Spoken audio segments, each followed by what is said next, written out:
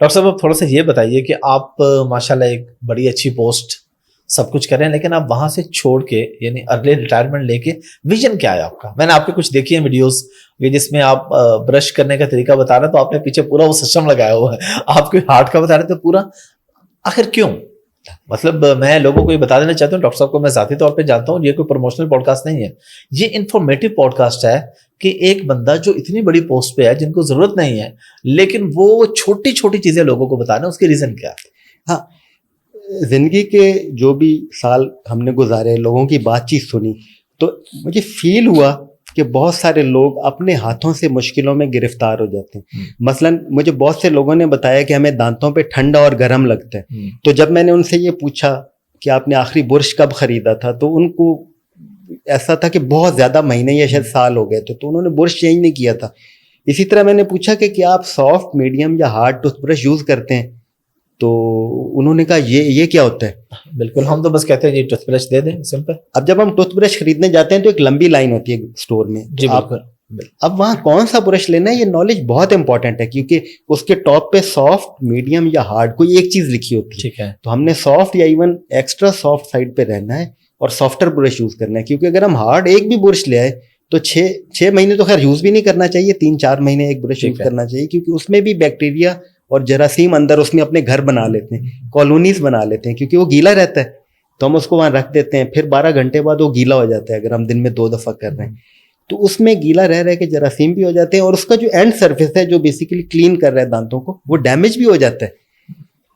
تو لوگ ایک ہارڈ ٹوتھ برش خرید کے اپنے جو دانتوں کا پینٹ ہے، جیسے یہ اس پہ پینٹ ہوا ہے یا وال پہ پینٹ ہے، اگر ہم اس پہ کوئی ہارڈ چیز ریگمال رگڑ دیں گے تو وہ پینٹ اتر جائے گا، نیچے سے براؤن لکڑی نکل آئے گی. ایسے ہی دانتوں کا آؤٹر پینٹ ہے انیمل، جو ہمیں ٹھنڈے گرم سے بچاتا ہے، جم سے بچاتا ہے، وہ اتر جاتا ہے، لوگ خود اتار بیٹھتے ہیں رگڑ کے، پھر ہر کھانا عذاب ہو جاتا ہے. تھوڑی سی گرم چیز ہے وہ لگ گئی، ٹھنڈی آئس کریم یا کچھ کھائی وہ لگ گئی. بالکل. اور دانتوں پہ ٹیمپریچر ویریشن سب سے زیادہ ہے. ہمارا جو آرگن ٹیمپریچر ویریشن کو ایکسپوز ہوتا ہے وہ ہمارے دانت ہیں. ایک طرف ہم چائے پی رہے ہیں جو بوائلنگ پوائنٹ آف واٹر پہ 100 ڈگری کے پاس ہے، دوسری طرف ہم آئس کریم کھا رہے ہیں جو 0 سے بھی نیچے مائنس میں. تو دانت تو اس کو کیا کریں گے، وہ ٹھنڈا گرم، ہاں آگے بھی میدے تک بھی وہ نقصان کرتی ہے. آلدو زبان اور یہ ایسوفیگس جو نالی ہے، فوڈ پائپ، یہ کوشش کرتا ہے کہ اس کو ٹھنڈا کر لے، لیکن وہ کتنا ایک ٹھنڈا کرے گا. پہلا گھونٹ گیا ٹھنڈا کر لیا، دوسرا، تیسرا، چوتھے پہ وہ اس کی بس ہو جاتی ہے. تو دانت سب سے پہلے ایکسپوز ہوتے ہیں اس ایکسٹریم ٹیمپریچر ویریشن کو. تو یہ دانتوں کی حفاظت ہم نے خود کرنی ہے، اپنے دل کی ہم نے ایک ہی دفعہ ملا ہے، خود حفاظت کرنی ہے. اور اگر ہمیں اویئرنیس ہوگی، ہم اس کے بارے میں جانتے ہوں گے، تو ہم اس کو بہتر استعمال کر پائیں گے. جیسے ایک گاڑی ہے، وہ اناڑی آدمی کو دے دیں، اس کو وہ گیئر کو کلچ کے بغیر لگاتا پھر رہا ہو تو کلچ بہت جلدی خراب ہو جائے گا. یہ آٹومیٹک گاڑی ہے تو فل اس کو روکے بغیر لوگ پی میں کر دیتے ہیں گیئر. ابھی گاڑی ہلکی سی ریڑ رہی تھی اور وہ یوں کر دیا اور گاڑی یوں ہلکا سا جھولا لے کے وہ رک جاتی ہے. تو جب آپ پی سے اس کو نکالتے بھی ریورس میں تو ایک زور سے جھٹکا لگتا ہے. یہ کیوں ہوا تھا؟ کیونکہ وہ پراپرلی پارک نہیں کی. تو جب ہم اپنے کسی بھی باڈی کے آرگن کے ساتھ تھوڑا سا اونچ نیچ کرتے ہیں تو کچھ عرصہ تو برداشت کرتا ہے، لیکن ایک وقت آتا ہے وہ جواب دے جاتا ہے. جیسے میدا، ہم اگر بہت تیز مرچیں کھاتے ہیں تو ایک دن مرچیں کھانے سے تو کچھ نہیں ہوگا، لیکن جب سال بھر مرچیں کھاتے رہیں گے تو وہ میدے کے اندر چھوٹے چھوٹے زخم ہو جاتے ہیں. جیسے باہر زخم ہو جاتا ہے ایسے میدے کے اندر کی طرف زخم ہو جاتے ہیں، اسے ہم السر کہتے ہیں. پھر وہ السر ایک سے بڑھ کے 2-3 مل کے اکٹھے ہو جاتے ہیں اور بعض دفعہ کینسر کی صورت بھی اختیار کر لیتے ہیں. اب یہ کس نے کیا؟ وہ مرچیں کھا کے خود کیا. یا اگر ہم بہت زیادہ چائے کافی پی رہے ہیں تو ہمیں یہ سمجھنا ہے کہ وہ ہماری نیند کو نقصان دیتی ہے. اگر ہم شام میں پیتے ہیں چائے کافی، جب ہم پیتے ہیں اور شام میں بھی پی رہے ہوتے ہیں تو اس کی ہاف لائف ہے 5 سے 6 گھنٹے. یعنی جتنی ہم نے کافی اندر پی اور وہ بلڈ میں گئی، 5-6 گھنٹے بعد ہمارے کڈنیز اس میں سے آدھا نکال پائیں گے. تو یہ بات سمجھنی بہت ضروری ہے کہ جو صبح 8 بجے چائے پی تھی، رات 8 بجے تک اس کا چوتھائی اثر بھی موجود ہے. جو دوپہر کو 2 بجے پی تھی اس کا رات کو 8-9 بجے آدھا موجود ہے. اور جو آپ نے پی لی شام کو 7-8 بجے وہ تو پوری ہی موجود ہے. تو پوری آدھا اور چوتھائی مل کے 2.25 ٹائپ ہو گئی. ٹھیک ہے. چائے کے، کافی کے اور سافٹ ڈرنکس کے اندر ایک کیمیکل ہوتا ہے جسے کیفین کہتے ہیں.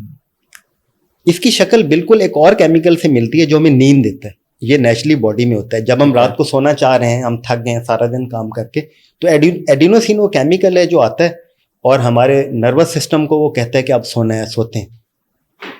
ہم کیا کرتے ہیں کہ کیفین اندر بہت سی پی لی, کیفین کا جو مالیکیول ہے, جو اسٹرکچر ہے, یہ ایڈینوسین والی جگہ پر جا کر لگ جاتا ہے. مثلاً ایک دروازے سے داخل ہونا تھا ایڈینوسین نے, وہ جا رہا تھا, کیفین آیا تیزی سے وہ اندر چلا گیا, اس کا دروازہ بند کر دیا. اب یہ کھٹکھٹائے دروازہ کہ سونے کا ٹائم ہے تو وہ دروازہ نہیں کھلتا, اس نے اندر جا کے جگایا ہوا ہے. ٹھیک ہے, وہ آپ کو ایک false feeling of activeness, happiness اور الرٹنس دے رہے ہیں. مگر کب تک؟ ایک دن, اگلے دن بھی, تیسرے دن بھی, 100ویں دن بھی, کب تک؟ تو کہیں ہمیں رکنا پڑے گا اپنی نیند کو ٹھیک کرنے کے لیے. ہم اچھی نیند سو نہیں پاتے. اگر لوگ کہتے بھی ہیں کہ ہم اچھا سو جاتے ہیں تو ٹھیک ہے, سو تو جاتے ہیں, مگر under the effect of that activating chemical وہ ریئل افیکٹو اور ڈیپ سلیپ ہو نہیں پاتی. اسی لیے صبح اٹھتے ہیں تو تھکے تھکے, پھر لیزی, دل نہیں کر رہا, چڑچڑا پن, دفتر میں گئے وہاں بھی ڈھیلے, اب کولیگز ہیں ان سے بھی کوئی اونچ نیچ لڑائی ہو گئی, گھر آئے بچوں کو ڈانٹا, اگلے دن یہ سائیکل اور بڑھ جاتا ہے اور یہ کہیں رکنے میں نہیں آتا ہے, اس کا دائرہ بڑا ہوتا چلا جاتا ہے. تو یہ سیلف ڈیمیجنگ ہیبٹ ہے اور ایونچولی زیادہ نقصان کرتا ہے. اور آپ یہ کہاں پہ لوگوں کو اویئرنیس دیتے ہیں, کس نام سے آپ کا یوٹیوب چینل؟ میں نے لائف ٹپس بائی ڈاکٹر فاروق حسیب کے نام سے یہ شروع کیا. لائف ٹپس میرے بیٹے نے کہا کہ نام رکھیں, ٹھیک ہے, کیونکہ اس میں ہیلتھ ٹپس کے علاوہ سائیکالوجی کی ٹپس, سکسیس کی ٹپس بھی ہیں. تو لائف ٹپس کے نام سے ہے اور فردر بائی ڈاکٹر فاروق حسیب ہے. تو اس سے لوگوں کو پسند بھی آ رہا ہے اور کچھ نہ کچھ فائدہ ہونا شروع بھی ہوا ہے. لیکن جیسے ہم نے کمپاؤنڈ افیکٹ یا سکسیس کا پاتھ پہلے ڈسکس کیا, جی, تو ابھی یہ سکسیس ٹیکس ٹائم. بالکل ٹھیک ہے, لیکن میں لوگوں سے ضرور کہوں گا کہ جائیں اس کو سبسکرائب کریں اور دیکھیں, انفارمیشن لیں,